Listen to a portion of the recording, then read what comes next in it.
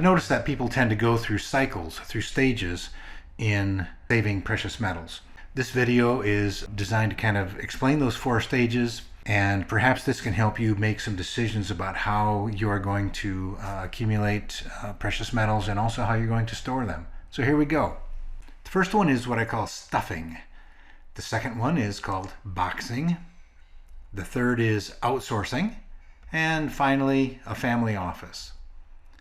So stuffing, boxing, outsourcing, and family office. That's kind of the normal progression that people go through, whether or not you call it the same thing. So here's the stuffing stage. By stuffing, I'm saying we kind of hide the precious metals in the place we live, in our home or in the garage or buried in the backyard or something like that. So that's what I mean by the stuffing stage. This can, sometimes we display certain items, right? We make them available for viewing, and other times we hide them in our home. Typically we hide these things in our home.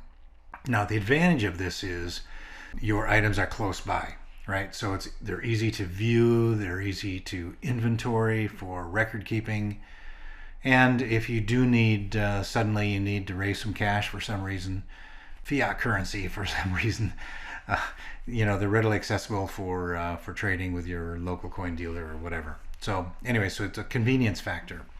But how much risk are you willing to take? Who knows that you have it there? Do you have cleaning staff come in, and do they see the precious metals on display? Do you have the plumber come in?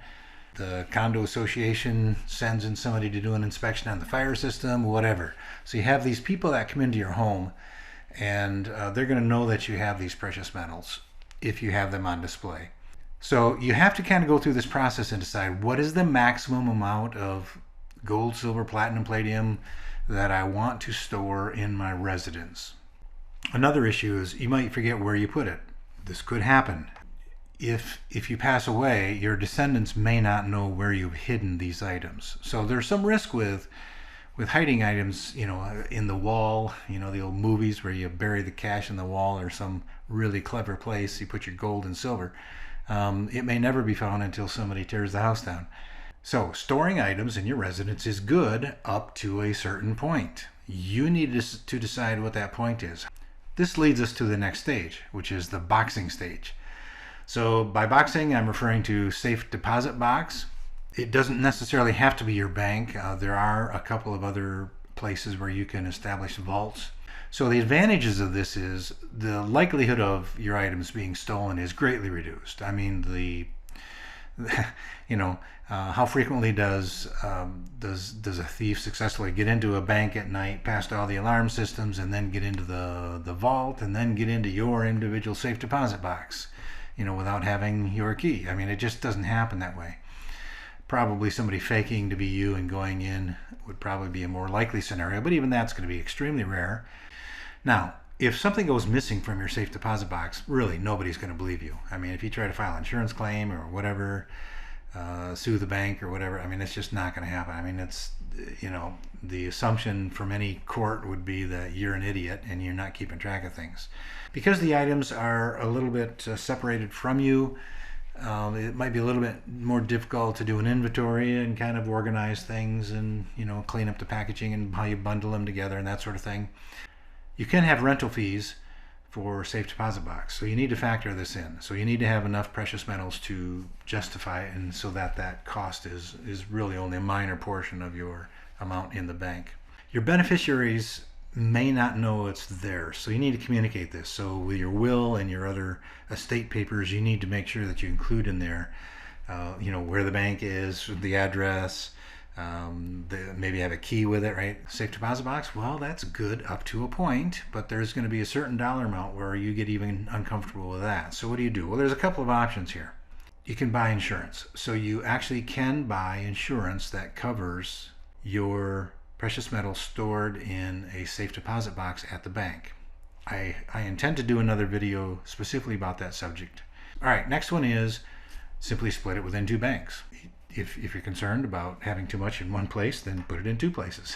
All right, so at some point you will outgrow your comfort level with a safe deposit box plus your stuffing at home. Then we get into what we call the outsourcing stage, or what I call the outsourcing stage. So basically what you're doing here is you are shifting responsibility for the security of your precious metals to somebody else. How do you do this? Well, it can be perhaps a bullion dealer, a coin and bullion dealer that has a vaulting service. Some of the mints themselves have storage services, and you know they're good at handling large quantities of precious metals and hopefully keeping track of it. They ought to know how to do it. And on top of that, you probably have the military of those countries that are providing protection for the vaults. Now, there are ETFs, ETRs, and ETCs.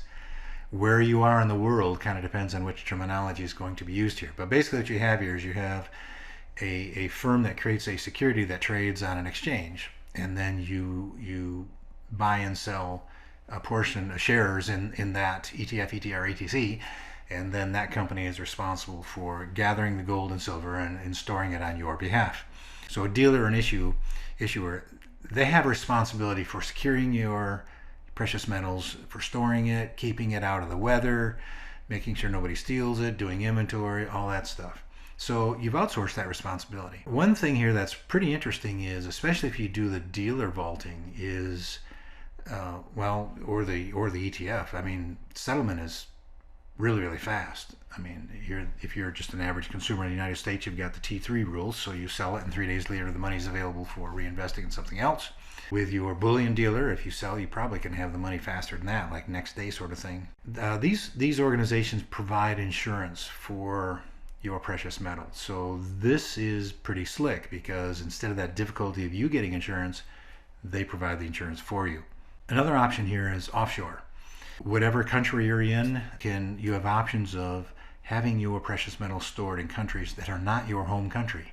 There are services like this in Switzerland, Canada, United States, Singapore, Cayman Islands, obviously the UK, London. So you do have options. So what are the disadvantages of this? Well, in my opinion, there's really minimal risk here. So there's always risk, right? Because somebody else is storing your goods for you. So there's always some risk.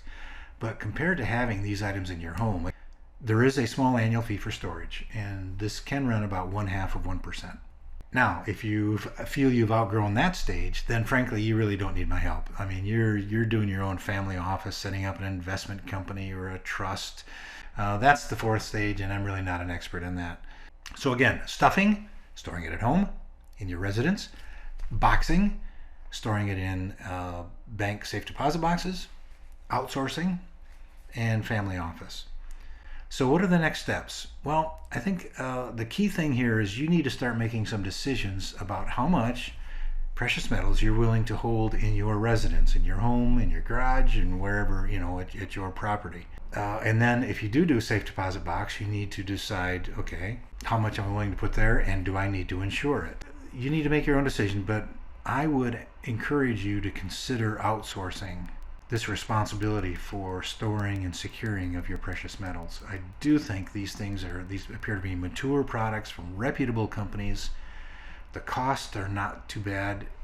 Stuffing, boxing, outsourcing, family office. Thank you for watching. Hey, the great God of the universe loves you. Embrace it. Have a good day.